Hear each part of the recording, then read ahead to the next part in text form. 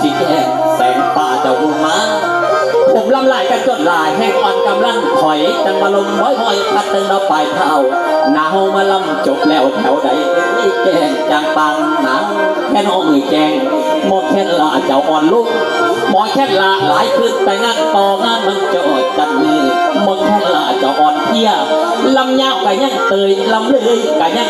ลองแล้วกะเตยเลยเขาตาปะทั้งลำยาวกะยังสั่นขันกันไปแน่ละเด้อพอเด้อแม่ลาพวกญาติพี่น้องถึงแล้วบังสีเศร้าลำหนาพอดีแล้วสัญญากันแต่ก่อนผมมันอ่อนแรกคือสิลงไหลตายตาไล่เบื้องพอยิงต้อยกับลังถอยพอดอยอยู่เด้น้องสู้ว่าท่านสิบเอาแต่พ่อได้บังคับซองมาคดีมาเขาเป็นพี่น้องลิงแกนแท่งหักกันดีขอสมัครไม่ตีว่าต่อกันคือเบาอีกอันนึงเอ็นพี่โซที่ขอไว้คิดในแก่ตั้งสองฝ่ายมากันรุ่นจังหลายบ่ต้องเบาดอกตีออกเห็นแล้วว่าหักแท่งมาเฮียนบ้านเฮียนกวางสนามมาเพื่อนี้พี่น้องมานมัสการพระธาตุหน้าดูนมีแต่คนงามปากจาเลือดเอา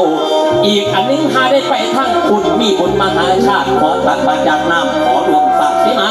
สมควรแล้วละนอกป้าที่ขอลาพ่อแม่ใกล้กับขันเจ้าใกล้กับขันเจ้าผู้สาวลกคนปีหุงต้มมาใส่ผ้าอาหารเข้าของกินปิ้งไก่ตะไวไปเอาอ้อยอันเน้นหน่อยจะนำฟันแสงตะวันพ่วงสีขึ้นหน้าที่เดือนอีเปลี่ยนหน้าที่เป็นทุ่งเอาเลยไอ้แกงสีแบงปันอันมาเงินคำนั้นหลายอันแต่ใส่จานพารถก็ได้เสีย